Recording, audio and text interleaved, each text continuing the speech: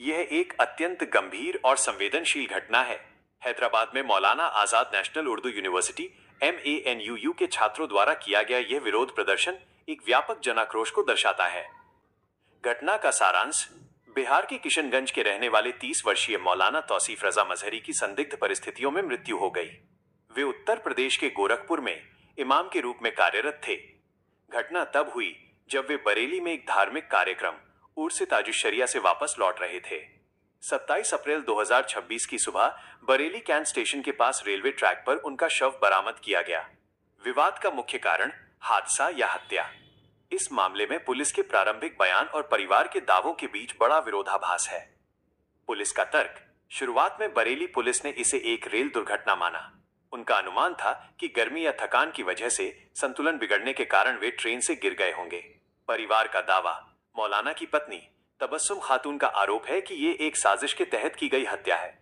उनके पास एक audio recording है जिसमें मौलाना ने अंतिम समय में बताया था कि कुछ नशे में धुत लोग उनकी धार्मिक पहचान, दाढ़ी, टोपी और लिबास को लेकर उनके साथ मारपीट और लूटपाट कर रहे हैं।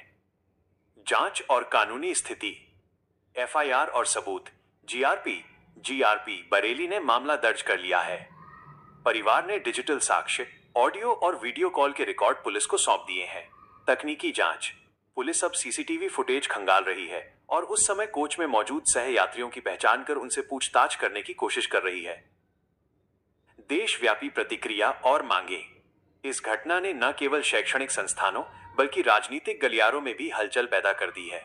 1. छात्रों का आक्रोश: MANUU हैदराबाद और AMU अलीगढ़ जैसे बड़े विश्वविद्यालयों के छात्र सड़कों पर उतर आए हैं। उनकी मांग है कि रेल यात्रियों, विशेषकर अल्पसंख्यक समुदाय की सुरक्षा सुनिश्चित की जाए। 2. राजनीतिक हस्तक्षेप: RJD तेजस्वी यादव के नेतृत्व में एक विशेष समिति इस मामले की अपनी स्तर पर जांच करेगी। AIMIM असदुद्दीन ओवैसी और अख्तरुल इमान ने इसे मॉब लिंचिंग का संदिग्ध मामला बताते हुए निष्पक्ष जांच की मांग की है। 3. प्रमुख मांगे: प्रदर्शनकारियों और मुस्लिम संगठनों की मुख्य मांगे हैं। मामले की CBI जांच कराई जाए ताकि निष्पक्षता बनी रहे। पीड़ित परिवार को सरकार की ओर से उचित मुआवजा दिया जाए। निष्कर्ष: ये मामला केवल एक व्यक्ति की मौत का नहीं बल्कि ट्रेनों में यात्रियों की सुरक्षा और सांप्रदायिक सौहार्द पर उठते सवालों का भी है। यदि परिवार द्वारा दिए गए साक्ष्य सही साबित होते हैं तो ये कानून व्यवस्था के लिए एक गंभीर चुनौती पेश करता है। फिलहाल सभी की नजरें पुलिस की जांच रिपोर्ट और CCTV फुटेज के नतीजों पर टिकी हैं। आप खड़े हैं तो आप खटकेंगे उनकी निगाहों में और हमारे लिए काफी है। जालिम को जालिम कहना बड़ा जिहाद है और हम बोलते रहेंगे, सुनते रहेंगे और सिर्फ सुन करके अफसोस करके हम ये नहीं कह सकते कि देखा नहीं जा रहा है। जब हालात संगीन हो, अंधेरा बढ़ जाए, जुल्म इंतहा को पहुंच जाए, तभी मोमिन और मोमिना का इम्तिहान होता है कि आइए निकलिए और इस जुल्म को और इस अंधेरे को छाटने की कोशिश करिए। और हम कम हो करके भी गालिब आने की कोशिश करेंगे तो बहुत जज्बाती गुफ्तगू नहीं बल्कि मैं यही कहूंगा कि एक फ्रेमवर्क तैयार करके अपने स्टडीज को डिफाइन करते हुए, अपनी पर्सनालिटी को बनाते हुए अपनी कौम के लिए नाफे बनने की कोशिश करिए। जालिम को जालिम कहने के गट्स रखिए। मुझसे कहा जाता है कि आप ज्यादा बोलेंगे जालिम को तो आपको सरकारी नौकरी नहीं मिलेगी। मेरा इस्लाम मुझसे कहता है कि रिस्क का वादा हमने किया है। हम चिड़ियों को पहुंचाते हैं, पत्थरों के अंदर कीड़ों को पहुंचाते हैं। क्या मैं इसलिए अपनी जबान ना खोलूं, इसलिए ना लिखूं, इसलिए ना बोलूं कि मुझे नौकरी नहीं मिलेगी? और इतना बड़ा रिस्क का मसला मेरे सामने रख दिया गया, ये भी तो एक शैतानी हरबा है। मैं इससे कब निकलूंगा? बहुत कंफर्ट जोन वाला स्ट्रगल और एक्टिविज्म नहीं करना। मुझे लग रहा है कि ये चीज गलत है तो मैं बोल रहा हूं और अगर आगे आजमाइश आएगी तो गिल्ट नहीं होगा। बोला है उस आजमाइश का भी सवाब मिलेगा। ये नियत और इस सोच के साथ अगर हम सब इस मानू कैंपस में पढ़ रहे हैं तो यकीन मानिए कि हम जालिम की निगाहों में खटकने के लिए इतनी कम तादाद में भी काफी हैं। और अल्लाह तबारक व तआला नियतों के हिसाब से अजर देता है। उसका कॉलर पकड़ करके उसे गेट की तरफ घसीट करके ले जा रहे हैं और वो अपनी किताबें दिखा रहे हैं कि मैं आलिमे दीन हूं, मैं बच्चों को पढ़ाता हूं, ये मेरी किताबें हैं, मैं चोर नहीं हूं। लेकिन उन्हें मालूम था कि ये शख्स चोर नहीं है। उनकी दाढ़ी, उनका लिबास उनको चुभ रहा था।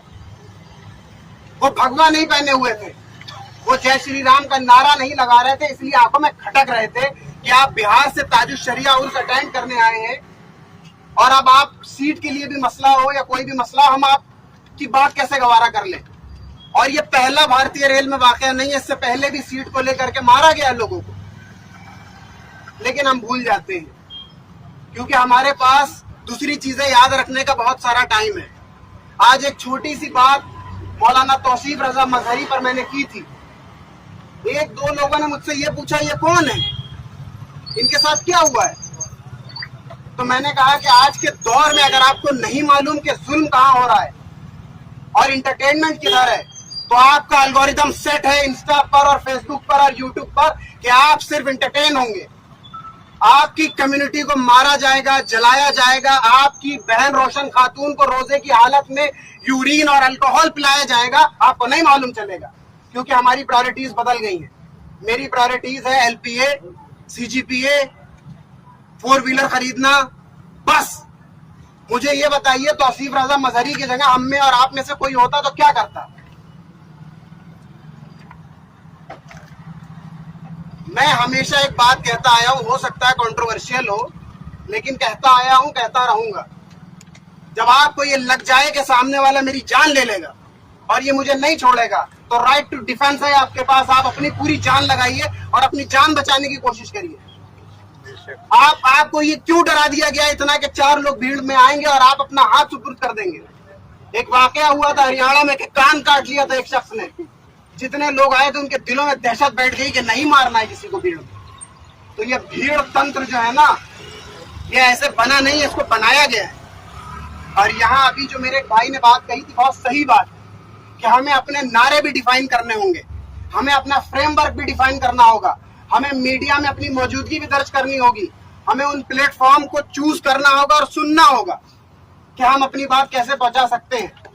हमारी लाशों पर लोग बैठ करके बात कर रहे हैं, सेकुलर पार्टीज में वोट हासिल करेंगे। उन्हें नहीं मालूम है कि तौसीफ रजा मजहरी के साथ क्या लिंचिंग हुई है। लाइव टेलीकास्ट दिखाया गया उसकी बीवी को, बेयारो मददगार। और मैंने आज भी कहा था, पहले भी और आज फिर कहूंगा, जिन लोगों ने तौसीफ रजा मजहरी को मारा है वो कातिल है, और जिन लोगों ने वहां बैठ के तमाशा देखा है वो भी कातिल है। दोस्तों, the true voice international Hindi news से जुड़ने के लिए आपका बहुत बहुत धन्यवाद। दुनिया भर की ताजा और निष्पक्ष खबरों को सबसे पहले पाने के लिए अभी हमारे चैनल को सब्सक्राइब करें। तो वीडियो को लाइक करें और अपनी राय कमेंट बॉक्स में जरूर साझा करें। अभी सब्सक्राइब बटन दबाएं और बेल आइकन को क्लिक करना न भूलें ताकि हर बड़ी खबर आप तक तुरंत पहुंच सके।